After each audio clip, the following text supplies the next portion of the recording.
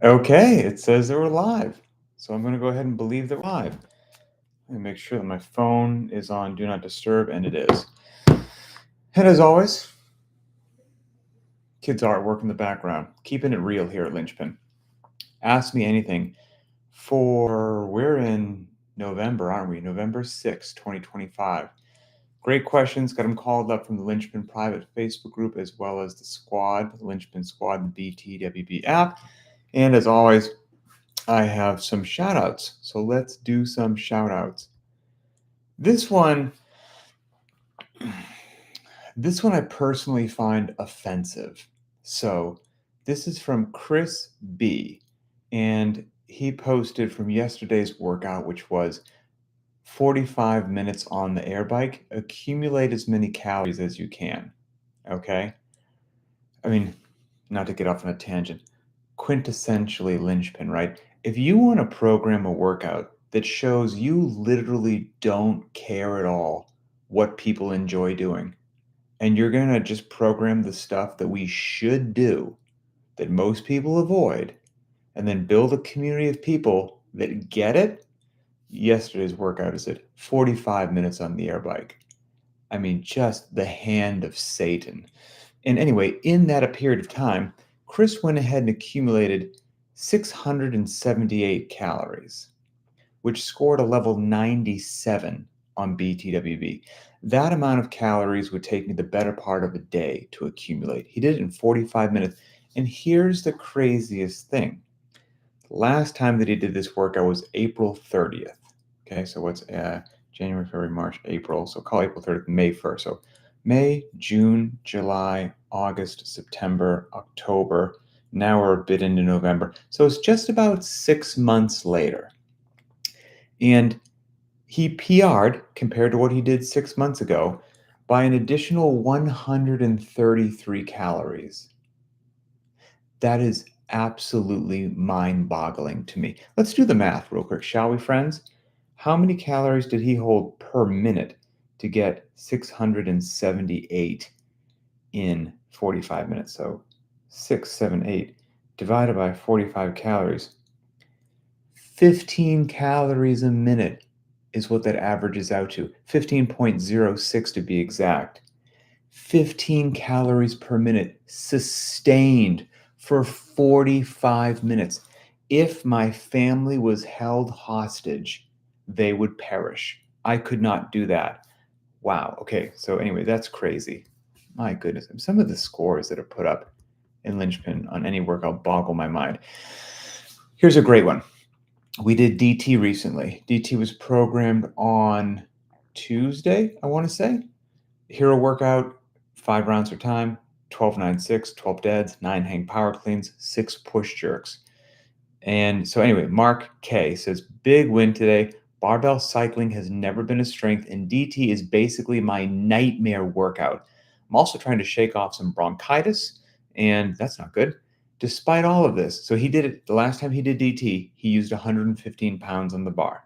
Today, he did it once again with 115 pounds to get an apples to apples comparison. He took 5 minutes off of his previous time using the same weight. So this time he scored 12 minutes and 48 seconds, which was 5 minutes and 20 seconds faster than last time. That is a monstrous amount of time. So congratulations. Codeman 869. Good morning to you as well. Melanie, hello. Patrick, hello. Patrick, I know you're up here in the PNW. The rain is fallen, my friend. The rain is fallen. Sunshine has left the Pacific Northwest, and depression is now our friend for many months. Okay, final shout out from Kyle I, who just celebrated his 1-year anniversary from joining Linchpin. And he basically says, this past year has been some of the most consistent I've been training in a long time. I saw massive improvements in all my lifts, gained lots of knowledge for the fitness library. Thanks, coach, and this group for being so supportive and all the advice over the past year. I think I'll spend the next year working on not eating like a drunken pirate and hope to see even more improvements. Yes, my friend, in an area that most of us, I feel very confident saying that if you polled most people and you said, which is more of a challenge for you? getting in workouts or eating clean. Most people would say eating clean. Yeah, we're all there as well. Okay. Let's dive into the stuff here. First one from Thomas B. What if I never kip again? No kipping, no butterfly pull-ups, no kipping dips, no kipping toes to bar. Everything done strict. I don't care that the workouts would take me longer. Would that make me less fit? Oh, that's a great question. Okay. So we're going to define our terms. Would it make you less fit? Fitness, as I love the definition, CrossFit's definition, work capacity across broad time and modal domains. From just that definition, if you removed kipping from your arsenal, would you be less fit? The answer is most likely yes. That's just the truth right there. Now, that's not the whole story. It's the whole, like, would you be less fit compared to what? Well, compared to somebody who is now in a fitness race with you, and you're going to do Fran with strict pull-ups, and they're going to do Fran with kipping pull-ups, and that's the work that you have to accomplish. They're going to accomplish that work faster than you. It's just going to happen that way. So most of the time, if both people have some strict pull-up capacity, one person has the ability to kip in a particular gymnastics movement and the other one doesn't, the person who has a relatively equal skill level and ability level will do the work faster. And if you buy the definition of fitness and work capacity across broad time modal domains, well, that person is going to be fitter. So yes, the broader context is, what are you training for and what are your priorities and why are you making this decision? If you don't want to kip because doing that causes you some sort of discomfort or pain that you feel is potentially just not a smart decision for your joints long term, then by all means, never kip again. And then you'll still be doing thrusters and strict pull-ups and strict toes to bar and strict dips, and you'll be sprinting and box jumping and doing cleans and like rowing your tail off and doing intervals on the air bike. You're going to be ferociously fit, fast, and strong. Let's just go ahead and put that out there. Most people in the world aren't working out, period. They're in terrible shape. Let's have a real conversation. They're in terrible shape, most people. At least I can only speak for my country. Then you have a small segment that do actually work out. Great. That is great. The bulk of those people choosing to work out aren't choosing to do death by burpees and just set their keister on fire. That's not, only crazy, beautiful psychos like us do that. So most people are doing something low intensity, bodybuilding style stuff, going away on the elliptical machine. Great, super. Well, you just take kipping out of your repertoire and you're doing everything else that you're doing.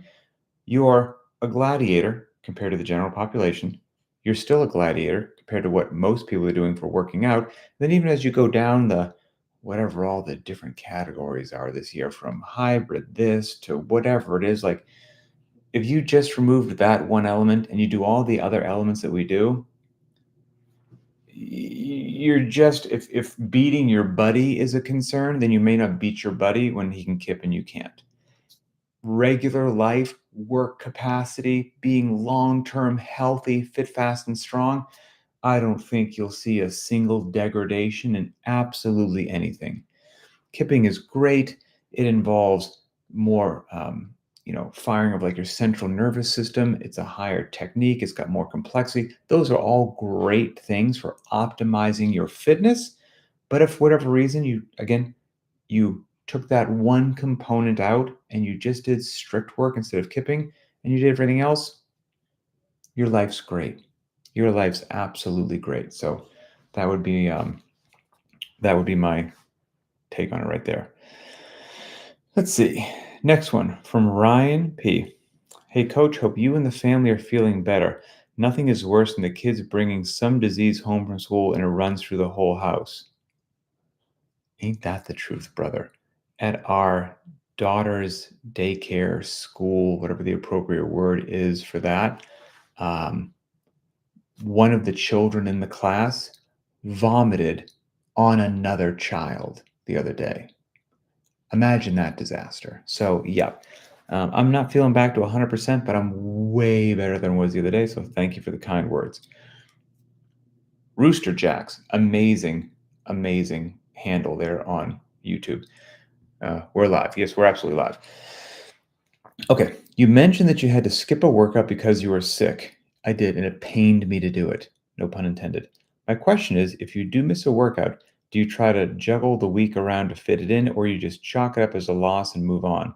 I find myself trying to mess with the rest of the days to make up a workout if life gets in the way. Thanks. Love the programming and the podcast. So, first of all, I mean, I get sick every now and then, just happens with 3 kids, but I rarely miss workouts, even with getting sick. But the sickness I had a couple of days ago was not normally what I get. Get a cough, get a cold, get an upper respiratory infection. That's all, whatever. I personally still work out because that's what I like to do. It's good for my mental health. But when I have quantities of things exiting my body in various ways, adding extreme velocities, those are the days I say I probably shouldn't work out. And so that's what I had going on the other day.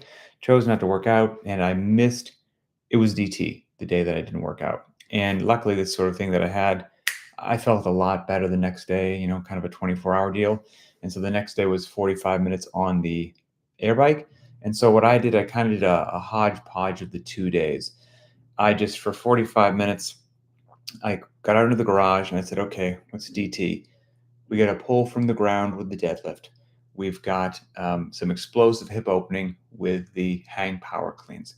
And then we have overhead, we got pressing with the jerks, right? Great. And then on Wednesday, 45 minutes in the air bike. So I kind of combined the two together in a low intensity deal. And all I did was, just to ease myself back in and not be a total idiot, I just grabbed, I think, was it a 35-pound kettlebell or a 53? I might have just been really cautious and grabbed the 35, but I basically just did for 45 minutes, 10 single leg deadlifts with the right leg using a kettlebell, 10 single leg deadlifts with the left side. Then I grabbed a 53-pound kettlebell and did like 15 Russian kettlebell swings to get in like some good explosive hip opening and midline stabilization, like I would on the hang power cleans. And then, since overhead is not my friend, that I even would have modified that had I done DT, because again, overhead's not my deal. I did 10 strict ring dips, and then I would just hop on the bike and pedal for 2 casual minutes. And I just did that over and over again, as many times as I could at low intensity for 45 minutes. 10 single leg on the right, 10 single leg on the left, 15 Russian swings, 10 strict ring dips, 2 minutes on the bike. And I think I made it through that 10 or 11 times, something like that is what I want to say. Didn't feel beat up, didn't feel like I made a totally dumb decision after not feeling well. I kind of tested the waters to see what level of stupidity was it. I realized at the end that it wasn't stupid, it was actually okay.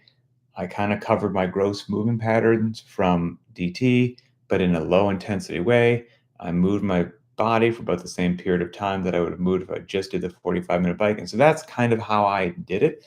And again, I don't run into these days too frequently. And today's a rest day. I'll take the rest day and I'll join back up tomorrow. So to answer your question, I don't usually, if I miss something that I feel is really, really important, like, below parallel or whatnot, I'd probably try to get it in as long as I didn't have an interference, coming around the corner the next day, Ryan. But hopefully what I did kind of gives you some idea for that. Okay. Miranda G, what is your background made of? I like it a lot. Thank you so much. It's very nice. If you watch older Linchpin conversations, you'll see that behind me was just, like a beige painted wall. And it's just quintessentially Linchpin. Like a beige painted wall is actually quintessentially Linchpin. I mean, we have low production value. Maybe at the detriment of I don't know, from somebody who's like a businessman. I don't prioritize anything anywhere near as much as I do of the workouts. Like the workouts reign supreme and everything else is a distraction. I just want to be single-minded and maniacally focused on trying to put out the best minimalist strength and conditioning for long-term health and fitness, period, end of story. And could the audio be better on the podcast? Probably. Could this sort of probably all that stuff? I don't pay anywhere near that much attention to that, to include like my backdrop. And then, I do these videos all the time. And I think my wife was like, for the love of all things, would you please take some care as to what the background looks like on your videos? And I was like, not really. And so her father is a wonderful man. He's very handy. I'm not handy in any way, shape, or form. And so she kind of had this idea with him, like getting these what are these called? Like shiplap boards or something. Not overly expensive. Just got them at Home Depot. Got a bunch of them, and he just tacked them up and cut them to size with a gun. He was done in like not even half a day. And yeah, now it looks really good. It looks far more professional than anything that I would have done. All right, let's see. From Daniel C.K. When dips are programmed, how would you recommend picking whether to do bar dips or ring dips? Ring dips are naturally harder, of course, but perhaps it's not too shabby to pick the bar dips either. I First of all, if you're doing dips, you're winning. Period. End of story. I Do whichever you want to do. Yes, the ring dips for most people are going to be harder. That's a good thing. So if you're making that choice more frequently than the bar choice, I think you're probably doing just fine. If you like to hop in the bars every now and then, I don't think you've got any drama doing either one. What I would say is if you know that you have a bit of a deficiency on one versus the other, which would probably be the ring dips, you want to make sure that you're not neglecting that by always favoring something which seems a bit easier, like the bar dips. But if you're pretty strong and you just enjoy doing the bar dips every now and then you'll be good to go. I would say what might be a great thing to consider is on a day that we have like every day is a workout. Every day gets you fit. So every day helps your strength and conditioning. So I'm throwing random terms around here. We do our regular workouts. We have classic heavy days. We have days that I personally consider or call like heavy days at high heart rate. And then we have days that I'll program every now and then that I kind of call like more like a classic strength and conditioning day. And that might be you've got a not for time of 10 down to 1 of, or let's say 10, 8, 6, 4, 2 of a strict weighted pull up and a weighted dip. Okay. And then maybe there's another not for time piece because we're doing strength and conditioning. And then maybe there's something to set yourself on fire at the end, maybe. Well, on a day like that, depending upon how confident you feel on the rings, like a weighted ring dip, that might be a great day to really let your focus be how much load can I safely move and not so much controlling the rings, even though it's profoundly valuable. That might be a great day to do bar dips instead of ring dips. That might be something to consider right there. Okay.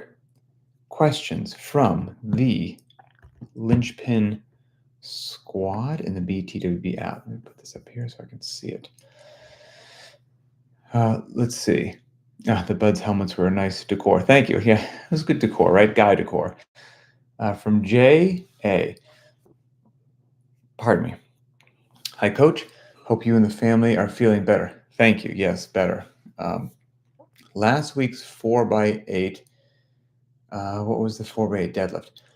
I felt like my grip was the limiting factor when adding weight. I looked up what type of grip I was using, and it's called a snatch grip. I would run out of grip before overall strength became a factor. However, a quick Google search and I switched over to a hook grip. I seemed to find new levels of capabilities and was able to go much heavier later into each set of 8. It almost felt like cheating. Then I saw your posted video on Instagram of that day's workout and you were using yet another grip style. What are your thoughts on different grip styles and your preferred choice / recommendations during heavy deadlifts? Thanks. Okay, so let's see here. First of all, what's interesting, I wonder if Google did you dirty or whatnot, because you said you looked it up. I'm reading your question again.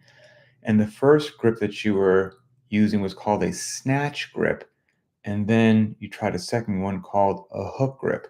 So if I would find it unusual if you were using a snatch grip, but maybe you were. So if someone's doing snatch grip deadlifts, they're going to have their hands pretty darn wide out to the sides. So usually for a traditional deadlift, A deadlift, let's say your feet are under your hips, and then the width of your hands, the grip in your hands, is going to be just slightly outside of your knees, but not exaggeratedly so, just slightly outside your knees. Um, a snatch whip grip would be really quite far out there, like the grip that you would use if you're actually snatching the barbell. And a snatch grip deadlift is a real thing. But again, I would find it unusual if that's what you were doing. When people do snatch, they use a hook grip. And so snatch grip, and then you choose to a hook grip. So I don't know if you mean now did you start hooking your thumbs while keeping your arms really far out there? Or did you bring your hands closer to more like what I previously just described as a traditional width for a deadlift grip, and then you chose a hook grip on that? So what most people are going to do, I guess, to answer your question, Jay, is I would say if most people are deadlifting, again, fitness freedom. So if it's a 7x1 deadlift or 5x5 or 4x8, and you've been deadlifting for a while, you've got the freedom to do whatever you want.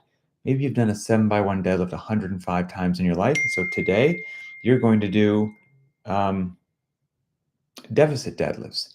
You're going to do snatch grip deadlifts. You're going to do something else. Like that's all cool. But what most people will probably do is they're going to have a traditional style deadlift, hands just outside their legs. And we say you probably want to start off with like a double overhand grip. Okay, double overhand, and potentially not a hook grip. That would be probably the most challenging grip to like build not only all the musculature required for the deadlift, but also grip strength. There is a beep going off on my phone, and there's no way that I can stop that. And it's going to be hopefully that the texting stops soon here. Let's see what's happening here. This is my wife and her sisters. Okay, get it. Start off like that. Hey, we're live TV here. Start off like that. When grip becomes the limiting factor, then you can choose some other grips. You could keep a double overhand grip and then do hook grip while doing that. That is going to be a more secure grip. It's going to make you have some tough thumbs, I'll tell you that. But you're also building that capacity and strength and learning to tolerate that discomfort that will probably pay off when you're clean one day. So that's highly beneficial as well. Then what most people will probably find as an even more secure grip to allow you to go even further, if that grip becomes a limiting factor, is a mixed grip or an alternating grip where you have one hand up and one hand down, and that's that. Let's see, how can I silence these texts? Turn off notifications. I think I just figured that out. So that's what I would do. Start off regular. You can go to hook if you want, and then go to mixed grip, and you're totally good to go. And that's what I do. I kind of bypass the hook grip, if I'm being totally honest with you. I start off with a double overhand grip. A second. How can I leave this chat? I need to leave the chat. This is just annoying, of course. Okay. I gotta figure out how to do that for the next time this happens. Swipe and mute on the chat. Swipe and mute. It's still coming through my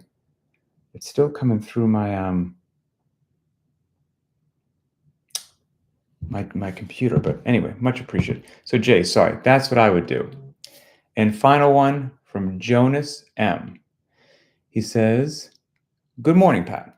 I've been using your quote unquote use this as an opportunity to work on your strict pull-ups cue as an opportunity to work on my strict false grip C2R pull-ups." So I'm assuming he's saying chest to rings is what I'm going to assume.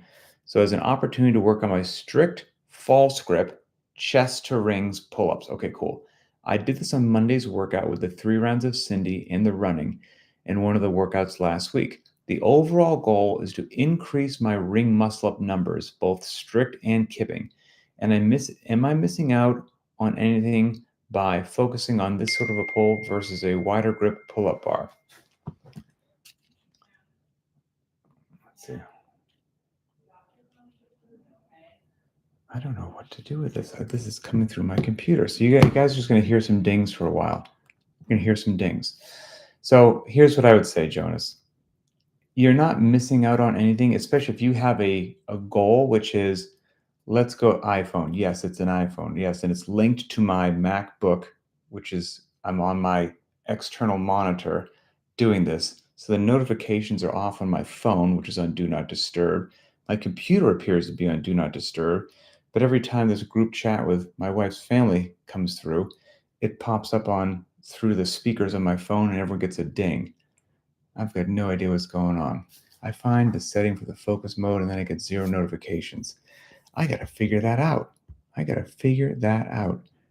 Anyway, focus on. Okay, well, sorry. As I digress.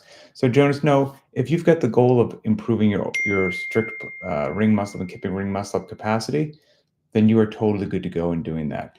I wouldn't, if you do it every single workout all the time, that's a very difficult thing that you're doing. False grip, strict chest to ring pull-ups, that's most likely going to slow you down. Okay, so what I would say is usually we're going to get in 2 upper body pulls each week. Maybe what you could do is pursue this goal on one of those days, and on the other day, do whatever the regularly scheduled pull is. Again, also variance is a wonderful thing. And that way you'll still get the speed on some days. We can do a regular kip or whatnot, move the workout quickly.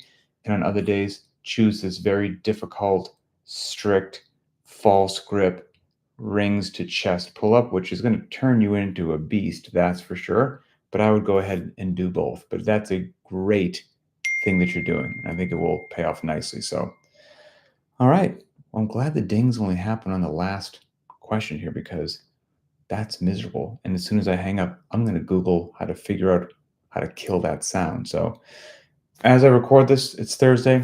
Have a wonderful day, everybody. Enjoy your rest day, and I'll see you online.